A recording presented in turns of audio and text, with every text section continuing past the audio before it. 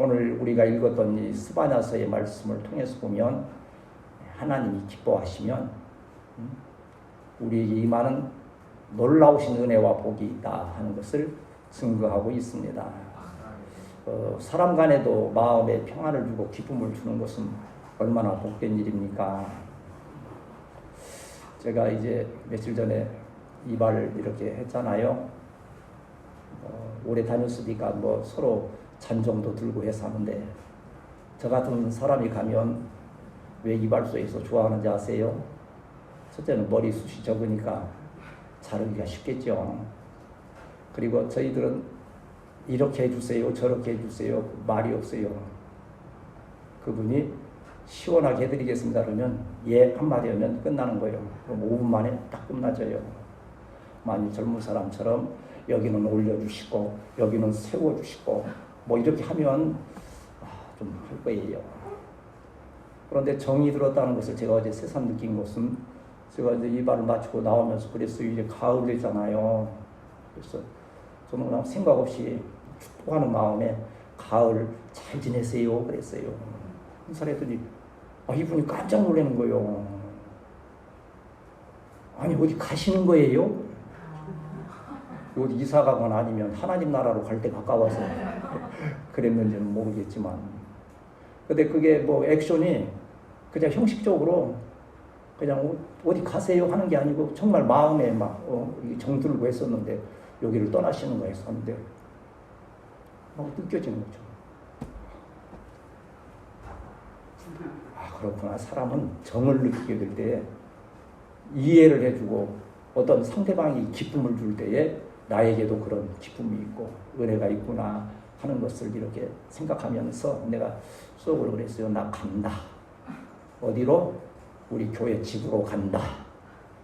무엇하러? 이 가을에 하나님이 주시는 풍성한 은혜와 복을 다시 회복하기 위해서 나 우리 집으로 교회로 간다 그러면서, 아니에요, 제가 떠난다는 얘기가 아니고 가을을 아름답게 풍성하게 즐겁게 지내시라고 하는 그런 뜻이었어요. 그랬더니 안도에 숨을 내쉬면서 굉장히 기뻐하더라고요.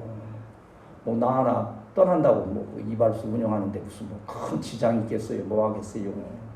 그 사람이 정을 주고 받는 것이 이런 거구나 하는 생각이 들어서 그걸 이제 하나님의 마음에 좀 비교해 봤어요. 오늘 또 본문 말씀이 미리 몇 주 전부터 이렇게 정하고 준비해 왔던 말씀인데, 여기 하나님의 기쁨에 대해서 말씀하지 않습니까? 그가 너를 인하여 기쁨을 이기지 못하시며, 하나님이 기쁨을 이기지 못하신다는 것이 이게 도대체 어느 정도 기뻐하시면 이런 표현을 쓰셨을까 생각할 때에 오늘도 마침 찬양이 또 그렇게 맞추어서 나 주님의 기쁨 되기 원하네. 내가 원하는 한 가지, 오직 주님을 기쁘시게 하는 것. 또 이 찬양과 더불어서 이 가을에는 정말 하나님을 기쁘시게 하는 그러한 성도의 삶이 되고 목회가 되어야 되겠다. 여러분도 이러한 마음의 결정이 있게 되시기를 축복합니다. 하나님을 기쁘시게 하겠습니다. 이제 좀 유명한 목사님 중에 꼭 사박자로 이렇게 표현을 하시는 분이 있어요. 뭐 여러분도 뭐 아시는 분은 아시겠지만 꼭 4가지로 해서 하나님이 기뻐하시고 나도 기쁘면 100점. 하나님이 기뻐하시는데 내가 안 기쁘면 그건 한 70점. 하나님은 안 기쁘신데 나만 기쁘면 그건 한 30점. 하나님도 안 기쁘시고 나도 안 기쁘면 그건 뭐요? 빵점. 그렇게 이제 사박자로 하시는데 그런 생각이 들더라고요. 여러분의 신앙생활이 하나님을 기쁘시게 하거니와 그 기쁨으로 인하여서 여러분의 심령 가운데 기쁨이 충만한 우리 성도들이 되시기를 축복합니다. 이제 9월을 우리가 8월을 좀 비우자 해서 오늘 이제 대표 기도에서도 8월을 참 비웠습니다. 회개하기도 하고 또 우리의 생활에 고칠 바를 좀 고쳐 나아가면서, 저 돌이켜보니까 많이 못 고쳤어요. 옛날 습성이 그대로 많이 남아있음에도 불구하고 그래도 기도하면서 비움의 은혜를 사모했고, 이 9월에는 주여 이제 성령의 충만함으로 채워주옵소서. 이제 비워졌으니까 이제 채워야지요. 비워놓으면 뭐하라 그랬어요? 복음서에 나오는 대로 귀신 7이 들어와서 그냥 딱 장악해버리면 이전보다도 더 잘못되는 그러한 일들이 있지 않습니까? 한번 따라합시다. 주여, 주여, 이 가을에는 성령으로 채워주옵소서. 그럼 어떻게 성령으로 채워질 수 있는가? 우리가 확고한 믿음을 가지고 주님 앞에 나아갈 때에, 제가 이제 으뜸신앙으로 이렇게 해서 어찌 보면 어느 교회에서는 삼중 축복, 이렇게 오중 복음 이렇게 하듯이 복음 핵심이에요. 다 그게 공부하니 우리로서는 구원의 신앙. 무엇에 앞서서 내가 어떠한 일들을 행하고 어떠한 과정을 밟아오고 내가 지금 무엇을 하고 있느냐, 그 이전에 내가 예수 그리스도를 믿음으로 하나님의 은혜로 구원을 받았는가 하는 거지요. 여기에서부터 우리의 신앙이 시작되는 거지요. 굉장히 화려한 어떠한 경력과 믿음의 어떠한 그러한 이렇게 행실이 있다 할지라도 구원의 은혜가 없다고 한다면 마치 모래 위에 세워진 집과 같아서 조금만 신앙의 시련이 오면 그저 무너져 버리는 거지요. 구원받은 자의 특징이 뭡니까? 하나님은 지금도 나와 함께 계신다. 아니 지금이 아니고 항상 동행하신다. 이게 동행의 신앙 아닙니까? 구원받은 자, 우리 하나님께서 내가 너를 잊지 아니하신다고 약속하여 주셨지 않습니까? 내가 네 이름을 내 손에 새겼다고 이사야서에 말씀하고 있는 거 볼 수 있어요.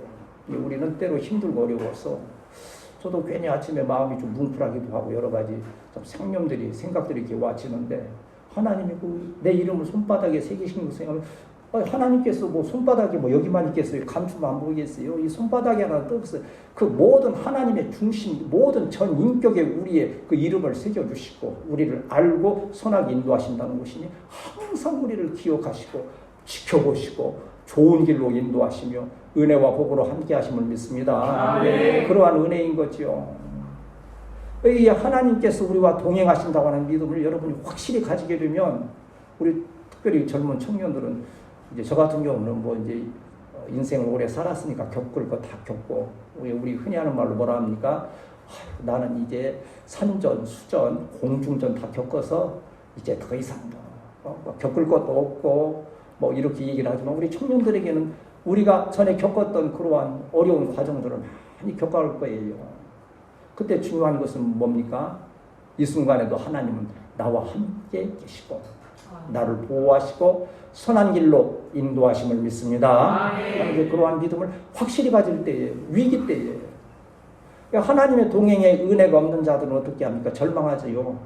피할 길이 없으니까 결국 이렇게 무슨 나쁜 습관, 무슨 마약이나 또 이러한 데 빠지거나, 아니면 심지어 스스로 목숨을 끊어야 되는 그런 지경까지 이르는 거지요. 많은 분들 거의 그런 위기까지 갔다가 다시 한번 하나님의 은혜를 체험하고 다시 새 삶을 얻은 분들이 이부동성으로 말씀하는 건 그거예요. 딱 그 절망적인 그 순간에 하나님께서 빛으로 임하시거나, 아니면 또한 은혜로 임하셔서 말씀을 주시는데, 내가 너를 떠나지 아니하며 버리지 아니하리라. 그 한 말씀에 딱 은혜가 돼서 다시 한번 힘을 얻고, 하나님이 그 시간 나와 함께 하신 거예요. 오늘 이 9월에 첫주 예배 드린 이후에 여러분이 이제 가정에 가시든지 일터에 가시든지 어느 곳에 있든지 하나님은 거기에 계심을 믿고 그 하나님과 동행하는 우리 성도들이 되어야 할 줄 믿습니다. 그런가 하면 우리는 이 동행의 신앙을 신학적으로 성도의 견인이라 그러는 거예요. 끝까지 돌봐 주시는 어느 때까지? 주님 다시 오실 때까지, 우리 이 세상 떠날 때까지. 그러면 그때에 완성되는 것이 뭡니까? 영광의 신앙인 거죠. 부활의 영광이 우리 가운데 임하여 있어서 우리는 영원한 하나님 나라에서 주님을 찬양하는 영광 중에 들어갈 거예요. 우리가 평소에는 모르잖아요. 저분이 지금은 서로 보고 하니까 알지요. 예를 들어서 서로 알 기회가 없는 그러한 곳에서 대통령이 있고 장관이 있고 어디 농부 있고 장사하는 분 있고 다 있다 할 때 서로 명함 내밀고 통성명 하지 아니하면 누가 누구지 몰라요. 그렇잖아요. 우리가 사랑하는 성도들도 이 세상 살아가는 동안에는 저분이 하나님의 자녀인지 정말 하나님의 은혜와 복 가운데 살아가는지 잘 이해할 수 없지요. 그러나 필요한 일이 있어서 왕의 자리에 딱 앉게 되면 저분이 왕이었구나 깨닫게 되는 거죠. 우리가 이 세상 떠나는 날, 우리 주님이 다시 이 세상에 오시는 날, 우리는 하나님의 자녀였으니 천국 백성이었으니 영원한 영광의 하나님 나라에 들어가게 됨을 인하여서 우리의 영광이 지극한 역사가 있게 됨을 믿습니다. 이러한 은혜를 우리가 사모하면서 오늘 읽었던 우리 본문 말씀을 통하여서 은혜를 나누고자 합니다. 이 스바냐서는 이제 이 선지서 중에 하나이지요. 스바냐라고 하는 뜻은 여호와께서 숨기신다, 보호하신다, 이제 그런 의미가 있지요. 모르겠어요. 그때 역사적인 사실을 우리가 다 알지 못하기 때문에 뭐 그 이름에 대해서 어떻게 뭐 해석할 수는 없겠으나 하나님께서 스바냐를 참 그 어려운 그 예언의 사역 가운데에서 정말 숨기시고 안전하게 돌보시지 않았는가. 또 아까 주여 지난밤 내 꿈에 뭐 보이셨으니 뭐 나의 놀라운 꿈 정령대가 믿기는 찬양 부를 때 막 마음에 막 가슴에 막 벅차오르는 하나님께서 나와 함께 하시고 오늘 예배드리는 우리 사랑하는 성도들에게 오늘 행하여 오신 전번에 뵀던 분들 또 우리 사랑하는 성도들을 주님께서 기뻐하셔서 그 걸음을 인도하여 주셨음을 믿습니다. 이제 이 선지자들의 그 공통점은 그거예요. 이제 첫째는 하나님의 메시지 계시를 받아서 전하는 건데 그 역사적인 상황에 따라서 그 메시지가 많이 달라지지요. 그래서 어떤 선지자는 유다를 중심으로 해서 예언의 사역을 했고 어떤 선지자는 북이스라엘을 통하여서 어떤 선지자는 남북 같이 통틀어 이렇게 예언 사역을 하기도 했고 어떤 선지자는 또 온 이방인까지 포함해서 하나님의 계시를 선포했던 그러한 사실들이 있는데 오늘 스바냐 선지자는 바로 그러한 온 이방인까지 포함한 모든 백성에게 임할 하나님의 기쁨의 놀라운 영광 역사에 대해서 선포하고 있지요. 근데 이 계시의 흐름은 또 메시지의 흐름은 그거예요. 너희가 죄를 범하였음을 인하여서 하나님의 심판이 징계가 임하여서 너희가 포로로 끌려가게 되고 큰 곤란에 빠지게 될 것이다. 그러나 그때 너희가 오히려 낙심하지 아니하고 그 죄를 돌이키고 하나님께 나아가면 하나님은 긍휼이 풍성하셔서 너희를 용서하시고 회복시키심을 인하여서 회복된 그 백성의 자녀들의 모습을 보면서 하나님의 기쁨을 이기지 못하신다. 여러분이 하나님의 기쁨이 되기 위해서 여러분 심령이 회복되고 여러분 삶이 여러분 사역이 회복되는 귀한 역사가 있어야 될 줄 믿습니다. 오늘 우리가 이 말씀을 통해서 이렇게 증거하고자 하는 것은 우리에게 필요한 것은 하나님의 기쁨이 되기 위해서 필요한 것은 우리에게 회개가 있어야 된다는 거지요. 돌이키는 것이 있어야 된다고 하는 거지요. 여러분 이제 뭐 개개인의 사정을 다 알 수는 없지요. 그러나 오늘 이렇게 주님의 사명을 감당하고 또 이렇게 쓰임받고 있는 이면에는 분명히 언젠가 여러분이 과거의 일들을 한번 정리하고 돌이켜서 회개하고 회복된 이후에 하나님의 은혜로 진행해 가고 있음을 우리가 기억하게 되지요.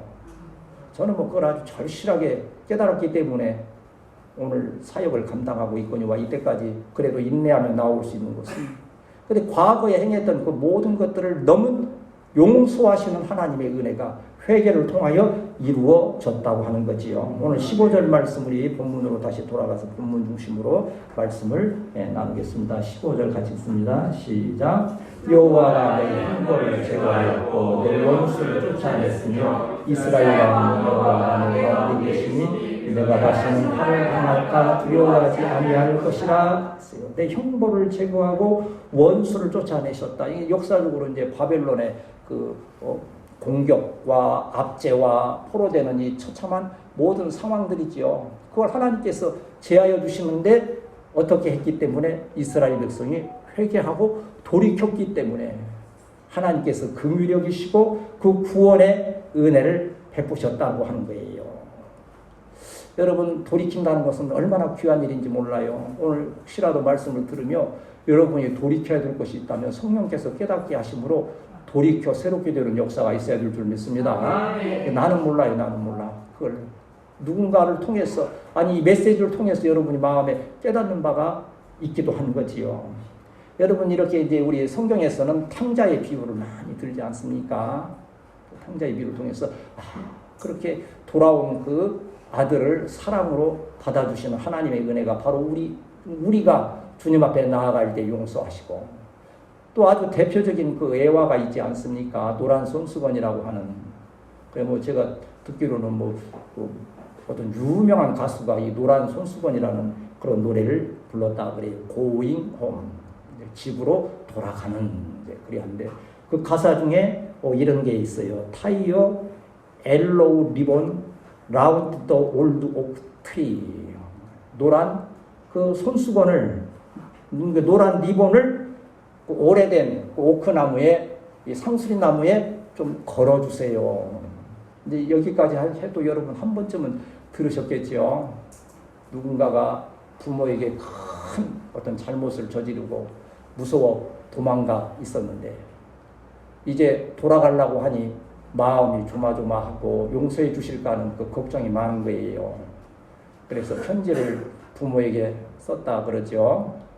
제가 이제는 엄마 아빠에게 돌아가려고 하는데 많이 용서해 주신다면 그 마당에 있는 그 나무에, 상수리 나무에 노란 손수건을 좀 이렇게 매달아 주시면 제가 지나가는 길에 뒤에 보이면 용서하신 줄 알고 들어가겠지만 그 노란 손수건이 없으면 지나치겠습니다.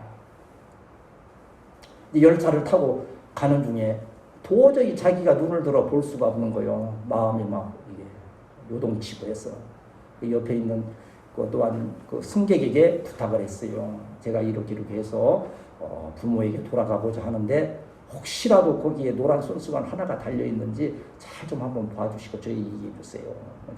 고개를 숙이고 있으니까 집은 가까운 줄 알지만 어떠한 상황인지는 모르지요. 조금 있으니까 옆에 있는 그분이 어깨를 툭 치면서 청년 적어보시오. 수건이 몇 개 있어요? 온 나무에 막 수건이 막 노란 수건이 덮여 있는 거예요.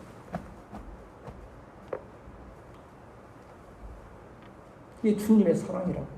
애화를 많이 드는 걸 볼 수 있지요. 여러분 혹시 마음에 곤고함이 있고 좀 두려움이 있고 연약함이 있고 하나님과 관계에서 깨어진 것이 있다면 용서하시고 회복시키시는 주님 앞에 담대히 나아가는 우리 사랑하는 성도들이 되시기를 축복합니다.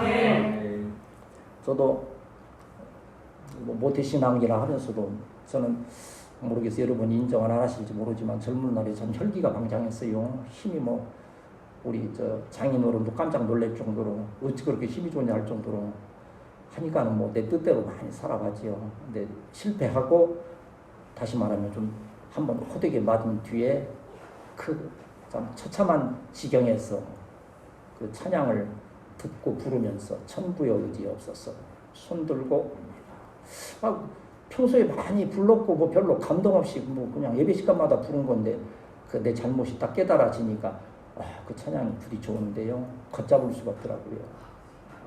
이제는 과거의 모든 행실을 탁 접고 이제 주님이 원하시는 길, 주님을 기쁘시게 하는 길을 가겠습니다. 그 결단이 오늘 이 자리에 있게 된 거예요. 여러분도 이미 그러한 기회의 은혜의 체험이 있음을 믿거니와 다시 한번 그날의 은혜를 기억하면서 다시 한번 새로워지고 채워지는 귀한 역사가 있어야 될 줄 믿습니다. 호세아서 우리 6장 1절 선지자들은 계속 회개하고 돌이키면 하나님께서 이렇게 용납해 주신다는 그런 말씀 아닙니까? 오라 우리가 여호와께로 돌아가자. 여호와께서 우리를 찢으셨으나 도로 낫게 하실 것이요 우리를 치셨으나 싸매어 주실 것이니라. 여호와께서 이틀 후에 우리를 살리시며 셋째 날에 우리를 일으키시리니 우리가 그의 앞에서 살리라 그랬어요. 호세아 선지자는 여호와께로 돌아가자. 그러면서 이 호세아서 4장에서는 뭐라 말씀합니까? 내 백성이 지식이 없음으로 망하는도다. 여러분 열심히 일을 안 해서요. 여러분이 뭔가 막 헌신 충성을 안 해서 문제가 있는 게 아니죠. 하나님에 대해서 바로 알지 못할 때 항상 문제가 생기는 거예요. 여러분 하나님을 기쁘시게 하는 일들을 잘 살피고 그 말씀을 따라서 잘 순종해 나아가는 우리 사랑하는 성도들이 되어야 할 줄 믿습니다. 그래서 우리가 말씀에 예민해야 돼요.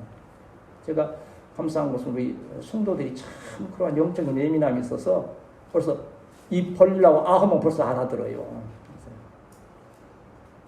우리 이제 이강윤 목사님도 그게 있어요.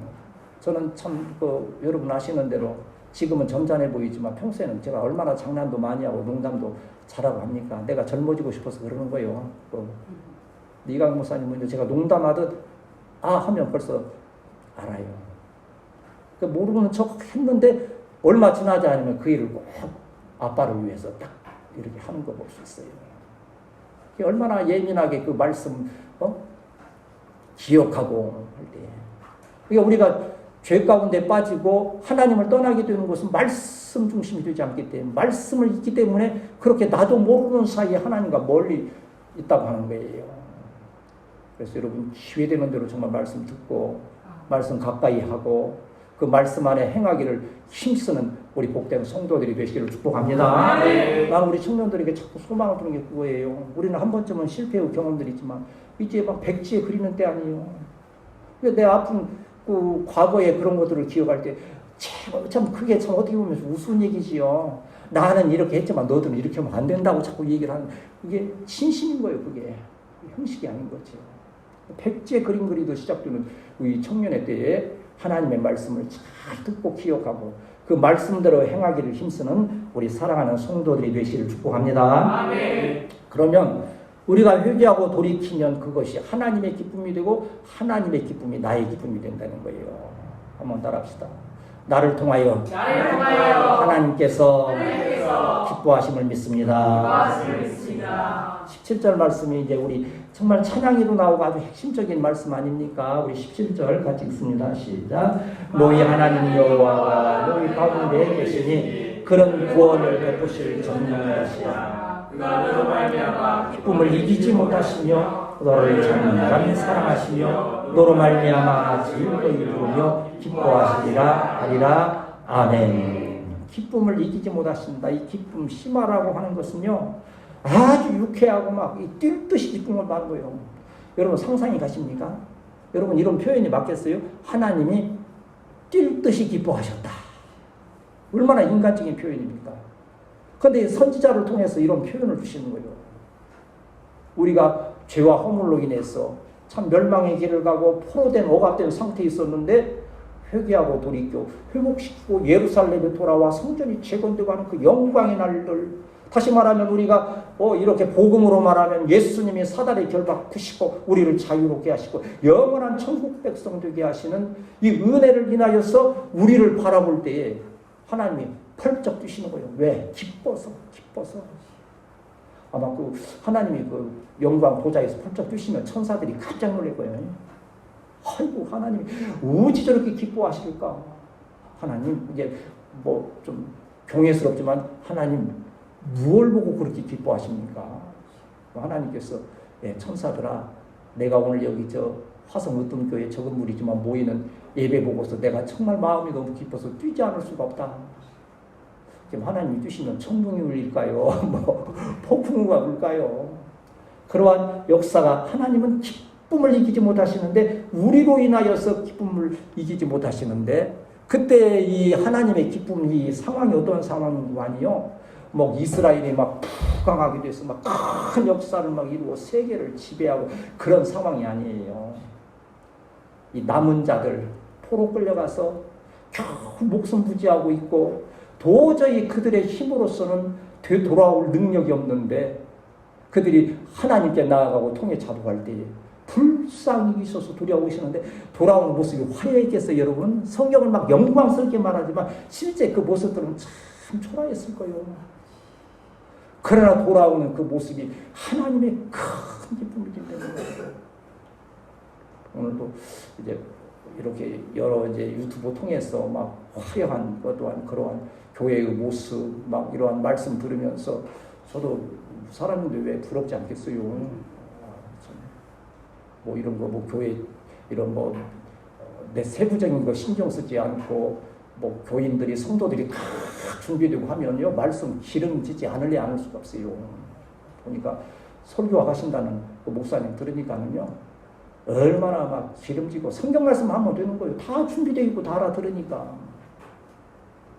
그러한 모습을 보시는 하나님의 기쁨과 또 우리처럼 참 어찌 보면 처절할 정도로 막 힘쓰고 애쓰는 가운데 준비해서 또 막 이 적은 무리에 막 그 어떤 걸 통해서 은혜가 넘치게 하려고 애쓰는 그 막 모습, 그러한 모습 가운데 느끼는 하나님의 기쁨이 더 크실까 하고 생각해 보았습니다. 결론은 제가 내리지 않겠습니다. 여러분이 여러분 삶 가운데 일터에서 사역지 가정에서 화려한 모습으로 행하고 있을 그때 하나님의 기쁨이 크시겠는가? 아니면 여러분이 힘들고 어렵지만 그 가운데에서도 하나님을 진정 사랑해서 믿음을 지키려고 하는 그 모습을 보면서 하나님께서 기뻐하실까?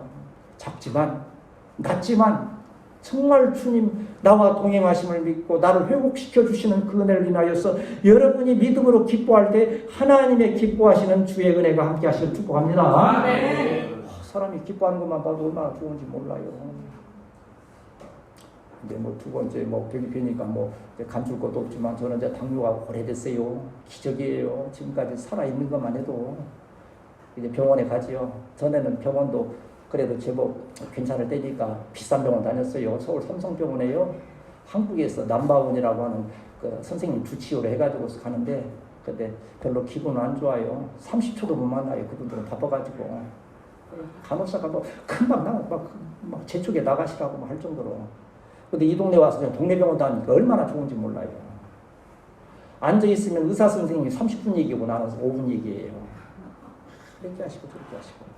근데 이번에 가서 제가 좀 내보를 좀 했지요. 전번에는 많이 올라가 있었어요. 그때 좀 제가 막 이 감기 끼고 막 끼고 해서 제가 했는지.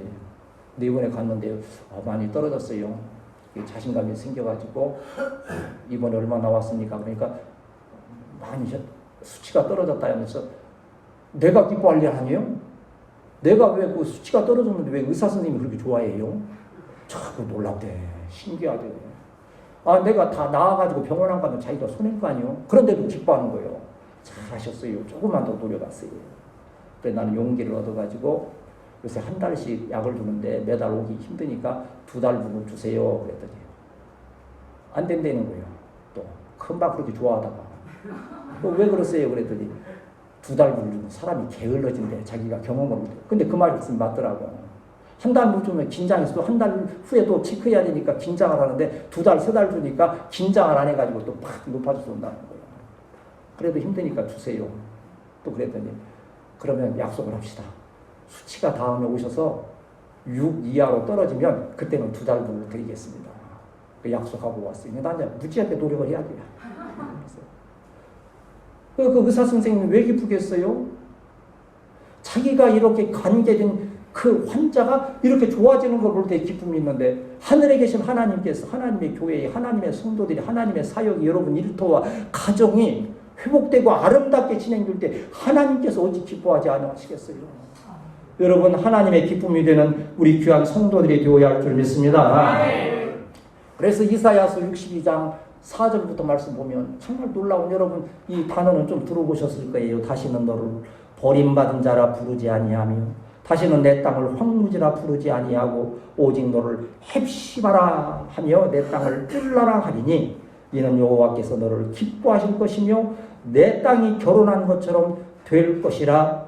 마치 청년이 처녀와 결혼한 같이 내 아들들이 너를 취하겠고 신랑이 신부를 기뻐한 같이 내 하나님이 너를 기뻐하시리라. 헵시바가 되고 뷸라가 된다. 헵시바라는 것은 뭐 선교에도 많이 있고 그러잖아요. 그 헵시바라는 뜻은 나의 기쁨이 그녀에게 있다는 거예요. 신랑이 신부 볼 때 얼마나 기쁨이 넘칩니까? 그 기쁨이 있다는 거지요. 그리고 이 뷸라라는 것은 혼이 난 여자, 결혼한 여자라고 하는 거지요. 그만큼 긴밀할 수가 없는 거예요. 여러분이 이 자식이 결혼하면 부모는 일단 손을 떼야 되죠. 남의 것도 있으니까. 그런데 내 거라 생각하고 계속 대시에 따라서는 문제가 심각해지는 거예요. 근데 희한하지요. 아니 예를 들어서 30년 됐으면 30년 동안 각자 살아와서 서로 아무것도 모르잖아. 부모 형제는 너무 잘 알잖아요. 근데 인간적으로 너무 서운하게도 딱 결혼하고 신혼여행 다니고 오고 나면 태도가 확 달라지는 거예요. 왜 둘이 결혼한 것이라 하는 뜻은 이 야다라고 하는 것은 깊은 지식이 있다는 거예요. 부모로서는 도저히 이해할 수 없는 신비한 지식이 이 부부간에 있다고 하는 거지요.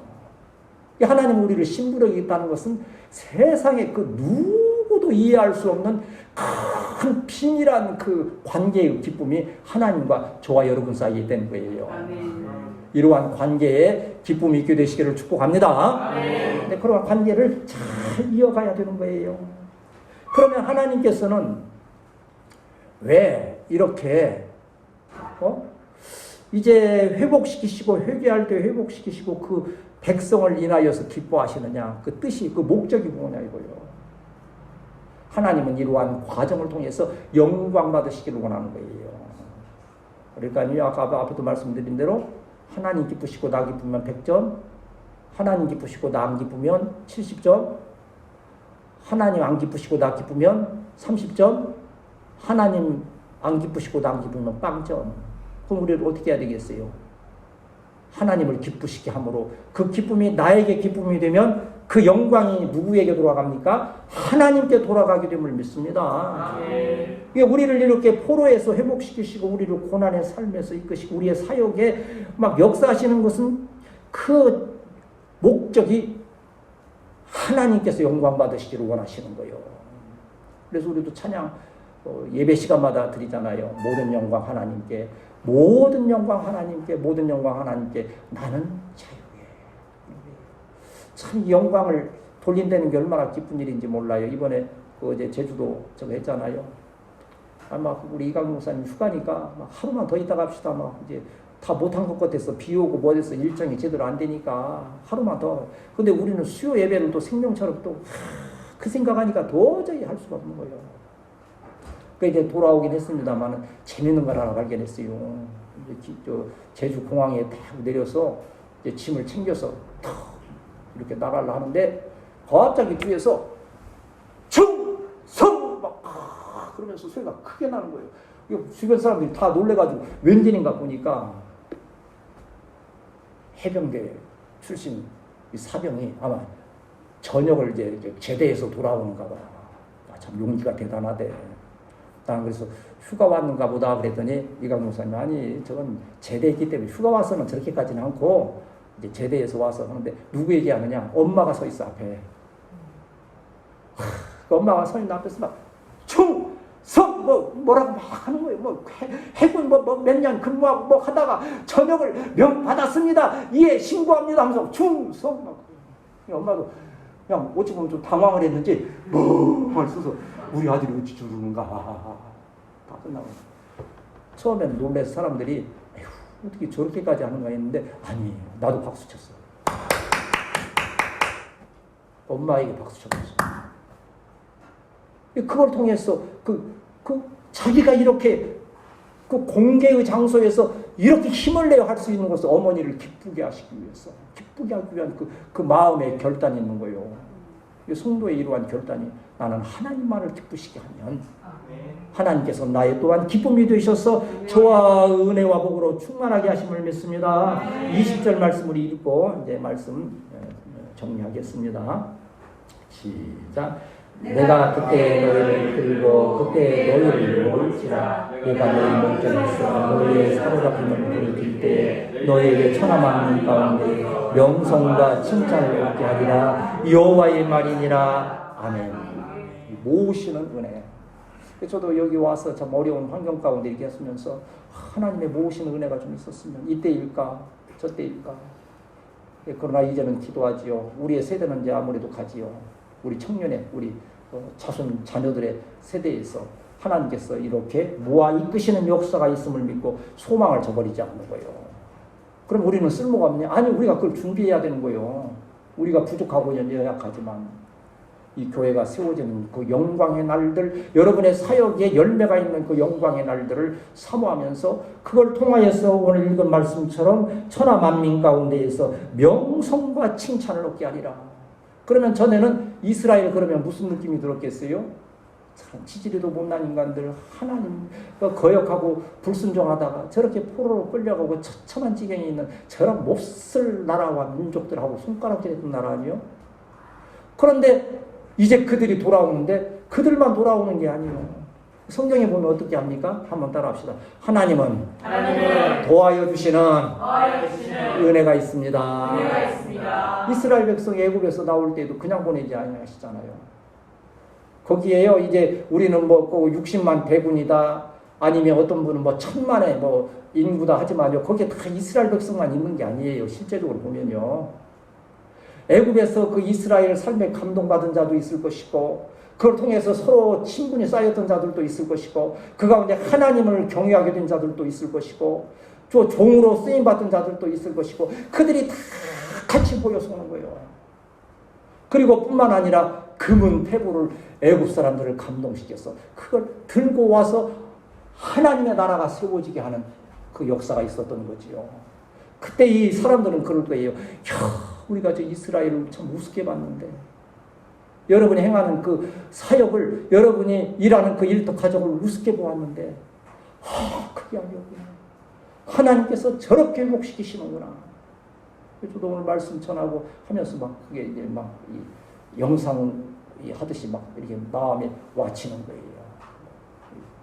심지어 성경 말씀 그 이사야서 같은 데 보면 옆구리에 신부를 끼고 사람들을 이방에서 옆구리에 끼고 묻고 업고 오고 하듯이 몰려와서 하나님께 영광을 돌리게 될 것이다. 그래야만 이스라엘도 이 명성과 칭찬을 얻게 될 것이고 이러한 역사가 오늘 예수 그리스도 안에서 저와 여러분에게 임하게 될 때에 우리 으뜸교회와 또 우리 사랑하는 한국교회와 여러분 사역과 여러분 모든 삶에 함께 하시기를 주님의 이름으로 축복합니다.